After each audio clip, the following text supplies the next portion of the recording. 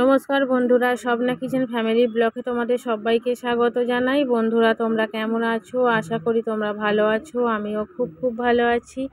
তো একদম সকাল থেকে ব্লগটা শুরু করলাম। আজকে আমাদের দীঘার তৃতীয় দিন, মানে আজকেই শেষ দিন। আজকে বাড়ি চলে যাব। তো উঠেছি 6টার সময়, উঠে একটু ফ্রেশ হয়ে রেডি হয়ে তারপরে এসেছিলাম সমুদ্রর পাড়ে। তো বেড়াতে এসেছি। তো মনটা তো খারাপই হচ্ছে যে আজকে চলে যাব, আর এখানে প্রচণ্ড পরিমাণে রোদ্দুর, তোমরা দেখতেই পাচ্ছ। তো এখন বাজে 7টা। তো সমুদ্রের পাড়ে বেশ খানিকক্ষণ বসেছিলাম, আর অনেকটা নিচে নেমেছিলাম। তো জল অনেকটা নিচে, এখন পাথরের ধার দিয়ে অনেকটা বালির ওপরে হাঁটাচলা করলাম, তারপরে কয়েকটা ভিডিও বানালাম। তো চা খেয়েছিলাম, খেয়ে তোমার দাদাভাই বললো চলো একটু নারকেল খাই। তো আমরা একটুখানি মানে ডাব খাবার কথা বলছিল, কিন্তু আমার ওই দোমালা নারকেল খেতে খুবই ভালো লাগে। তো ওখানে নারকেল খেয়ে তারপরে ডাবের জলটা আগে খেলাম, তারপরে নারকেলটা প্যাকেটের মধ্যে পুড়ে নিয়ে ঘরের মধ্যে চলে এসেছিলাম। তো এসে তারপরে স্বাগত মিঠাই, ওরা তো দুজনেই ঘুমাচ্ছিল। তো এখন বাজে 9টা। তো ওদের ঘরে নিয়ে আমরা যতদূর সমুদ্রের পার বরাবর হেঁটেছিলাম, তার উল্টো দিকে ঝাউবনটা পার হলেই কিন্তু মন্দির। তো দুজনে মিলে অত দূর চলেও গিয়েছিলাম, কিন্তু কি এরা দুজনে মানে স্বাগত মিঠাই, ওরা তো যাবে মন্দিরে, নতুন মন্দির যেহেতু দীঘায় হয়েছে, তো সেটা যেরকমই হোক, তো ইচ্ছে তো আছেই। আর মন্দিরটা না দেখে যদি বাড়ি চলে যাই, তো সকলে জিজ্ঞাসাই করবে যে মন্দির দেখেছো। এবার মন্দিরটা যেহেতু নতুন হয়েছে, ফোনেতেও দেখলাম, তারপরে টিভিতেও দেখলাম, তো নিজের চোখে দেখবো না সেটা কখনো হয়। তো রুমে গেলাম, গিয়ে ওদের দুজনকে রেডি করলাম, করে টোটো ধরে চলে এসেছি জগন্নাথ মন্দিরে দীঘার। তো এখানে প্রচুর রোদ্দুর, এখন বাজে 10টা। তো 10টাতেই এত রোদ্দুর, আর মার্বেলগুলো তো প্রচুর পাথরের পুরোটাই। তো এত পরিমাণে গরম হয়ে গেছে যে ছুটে ছুটে আমাদের ঘরে যেতে হচ্ছে।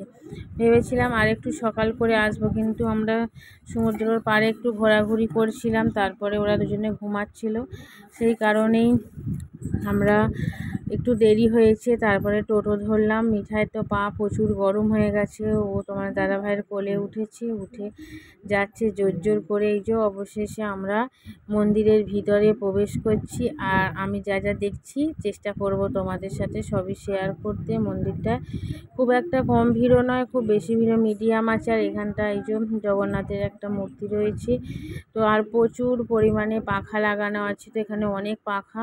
তো গরম তো ভিতরের মধ্যে হবেই না, যা পাথরগুলো বাইরে রোদ্দুরে গরম হয়ে যাচ্ছে। তো এইখানটা থেকে বেরিয়ে তো আবারও একটুখানি গিয়ে আবার একটা মন্দিরের মধ্যে প্রবেশ করব। মানে এক একটা ধাপে মন্দির রয়েছে, একটু দূরে। তোমরা যে গেছো তোমরা সে অবশ্যই জানো কীরকম। আর এখানটা হয়েছে একটা পদ্ম পুকুর। তো পদ্ম ফুলও বেশ অনেকটাই ফুটে রয়েছে, জানি না সকালে তুলে নিয়েছিল কি। তো আমরা অনেকটা বেলাতেই গেছি, যা হোক 10টা বাজে। তো পদ্ম পুকুরে তো অনেকে জলটা স্পর্শ করছে। তো অনেকগুলো পদ্ম ফুল ফুটে রয়েছে, দুধারের মধ্যে পদ্ম ফুলটা রয়েছে। তো আমরাও পদ্ম ফুলের ওই গা বরাবর, সিঁড়ি বরাবর একটু নামলাম, তারপরে উঠে আবারও এদিক ওদিক ঘুরে দেখছি।